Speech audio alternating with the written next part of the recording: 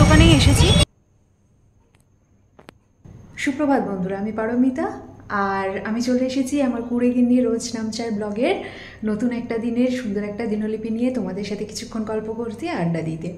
তো এখন বাজে ভোর 5:15, তোমরা দেখতেই পেলে আজকে 15 মিনিট লেট হয়েছে। আর আমি এখানে মহাদেবের একটা মন্ত্র চালিয়ে দিয়েছিলাম, তো সকালটা খুব সুন্দরভাবে শুরু হয়েছে আজকে মহাদেবের মন্ত্র দিয়ে, যেটা খুব ভালো লাগছে। কারণ আগামীকাল শিবরাত্রির পুরো আমেজ তৈরি হয়ে যাচ্ছে আজকে থেকেই। তো চলো, স্নান টান তো করে এসেছি, পুজোটা সেরে নিই, তারপর দিনটা যেরকমভাবে এগোবে তোমাদের সাথে ভাগ করে নেবো। আজকে খুব ভালো একটা রেসিপি শেয়ার করবো, কারণ আজকে ইচ্ছা আছে একটা নতুন কিছু ট্রাই করার। তো চলো আগে পুজোটা সেরে নিই।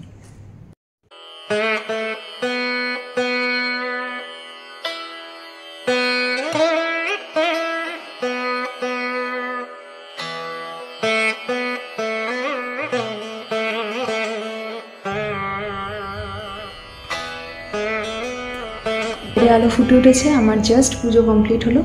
তো চলো এবার মেডিটেশনে বসবো, তারপর ফিরে আসছি।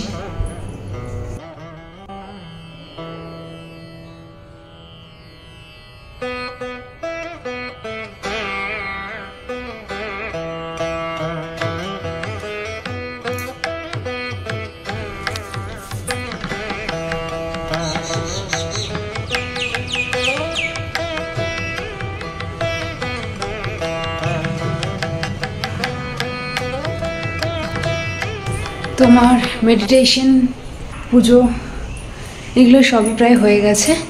এইবার আমি ব্রেকফাস্টের ব্যবস্থা করব।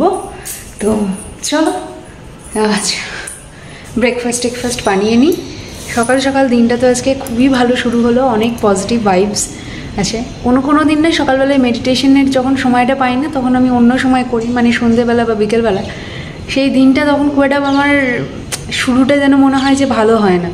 বাট যে দিন আমার সকালবেলায় একদম সুন্দরভাবে মেডিটেশন হয়ে যায়, পরে আবারও বিকেলবেলায় করি, সেই দিনগুলোর মানে এত সুন্দর, এত পজিটিভিটি দিয়ে শুরু হয়, মানে অটোমেটিক্যালি একটা স্মাইল থেকেই যায় মুখে, কোনো নেগেটিভিটি এসে গ্রাস করে না। দিনটাও ভালো লাগে, সময়টা ভালো লাগে, পৃথিবীর সব কিছু খুব সুন্দর লাগে, কোথাও কোনো ডিপ্রেশন কাজ করে না, সিরিয়াসলি খুব ভালো লাগে। তো চলো কাজ সেরে নিই। ব্রেকফাস্ট করে চলে এসেছি দুপুরে লাঞ্চ বানানোর জন্য। আজকে লাঞ্চে বানাবো ডাল মাখনি প্রথমবার বাড়িতে বানাচ্ছি।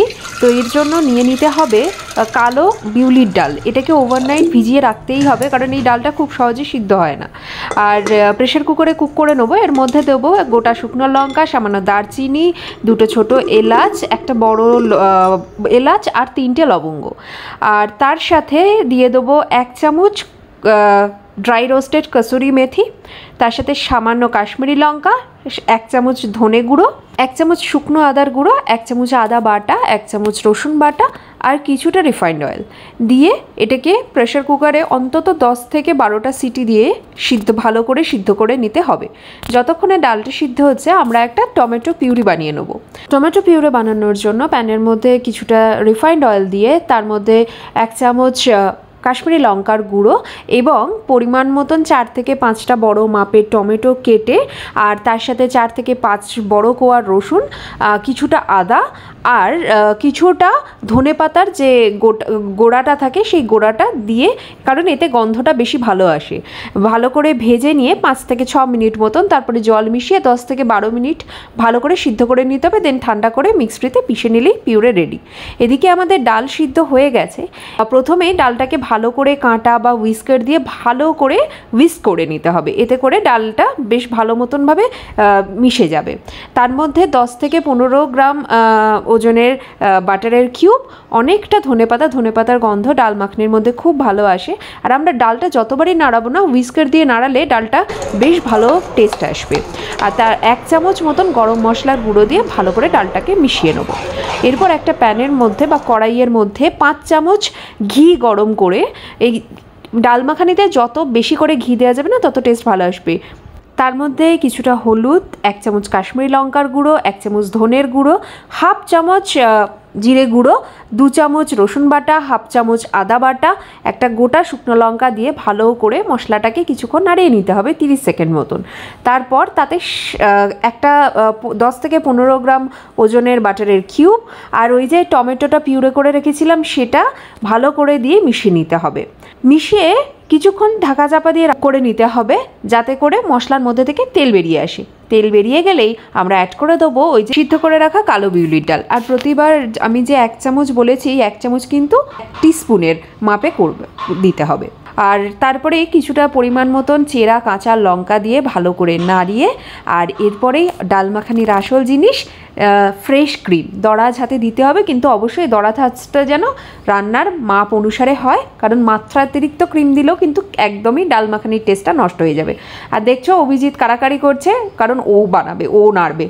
আমার বাড়িতে নতুন কিছু রান্না হলেই ওর সবার আগে ছুটে আসে সেটা রান্না করার জন্য। ওপর থেকে ছড়িয়ে দিলাম ধনেপাতার কুচি, এরপরে একটা সার্ভিং বলে সুন্দর করে নামিয়ে পরিবেশন করতে হবে ডাল মাখানি। আর পরিবেশন করার জন্য ওপর থেকে কিছুটা ফ্রেশ ক্রিম আর সামান্য ধনেপাতার কুচি ছড়িয়ে দিলেই রেডি রেস্টুরেন্ট স্টাইলের ডাল মাখনি। এই ডাল মাখনি কিন্তু রুটি, ভাত, পরোটা, লুচি, নান সব কিছু দিয়ে খুব ভালো যায়। তোমরা অবশ্যই বাড়িতে বানিয়ে দেখো আর আমাকে কমেন্ট করে জানিও যে তোমাদের কেমন লাগলো। দুপুরে লাঞ্চের পরে চলে এসেছি সন্ধ্যে টন্ধে দিয়ে, আমি টিভিতে একটা ফুড ব্লগ দেখছিলাম।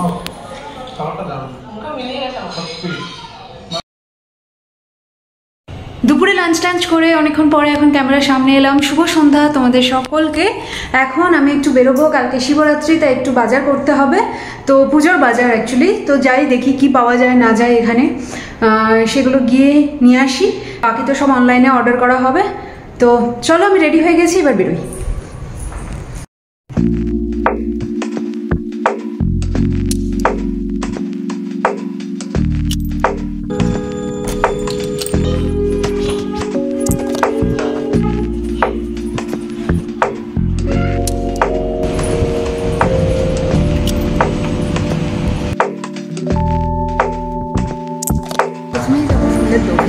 এটা বলেই ভেবেছি না শিবরাত্রি উপলক্ষে লাইট দিয়েছে কিনা, বাট এখানে প্রচুর লাইট দিয়েছে, তারও দেখাচ্ছি।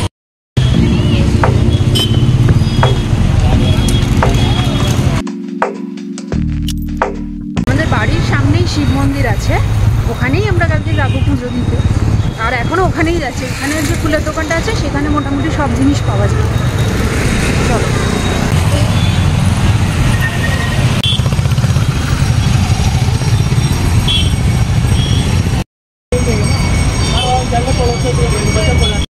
এখানে এই ফুলের দোকানেই এসেছি, মন্দিরের এখানে ফুলের দোকানে, এখানেই সব কিছু পাওয়া যায়। চলো ঝটপট কিনে নিই। আমার আপাতত তো কিছুটা নেওয়া হয়ে গেছে। তো মন্দিরে কিন্তু জোর কদমে প্রস্তুতি চলছে আগামীকালকের জন্য। আগের দোকানটায় আকন্দের মালা পাইনি, কিন্তু এখানে এই আন্টির কাছে সুন্দর আকন্দের মালা ছিল, তো এখান থেকে আকন্দের মালাও নিয়ে নিলাম। আর চলে এসেছি যে আন্টির কাছ থেকে আমরা রোজ দিনের ফুল নিই, তার কাছ থেকে ফুল নিয়ে ফুল নেওয়া হয়ে গেছে। টুকটাক আমার যা নেওয়ার ছিল সেগুলো সবই নেওয়া হয়ে গেছে। ফুল, বেলপাতা, এখানটা অন্ধকার, চলো দেখতে পেলে টুকটাক আমার জায়গা নেওয়ার ছিল সবই নেওয়া হয়ে গেছে। ফুল পেয়েছি, বেলপাতা পেয়েছি, আকন্দ ফুলের মালা পেয়েছি, সবই অনেকটা করে পেয়েছি। ধুতরা ফুলও পেয়েছি, এই ধুতরা ফল পেয়েছি, ফুল পাইনি, ইটস ওকে। আর বাকি কিছুটা অনলাইনে অর্ডার করা হবে। চলো এবার ফেরা যাক। একা একা বাজার করা আমার ডিসিশন নিতে খুব প্রবলেম হয়। মহাদেবের একটা জলজানি পেয়েছিলাম, দেখে বেশ ভালোই লাগছিল, দাম অনুসারে হয়তো জিনিসটা হালকা লাগছিল। আমি মৌসুমীর কাছ থেকেই জিনিসগুলো নিই, ফেসবুক থেকেই। আর ওর জিনিসগুলো, ঠাকুরের প্রতিটি জিনিস, আমার ম্যাক্সিমাম জিনিস ওর কাছ থেকেই নেওয়া। আর ওর প্রতিটি জিনিস আর কি ভীষণই ভালো হয়।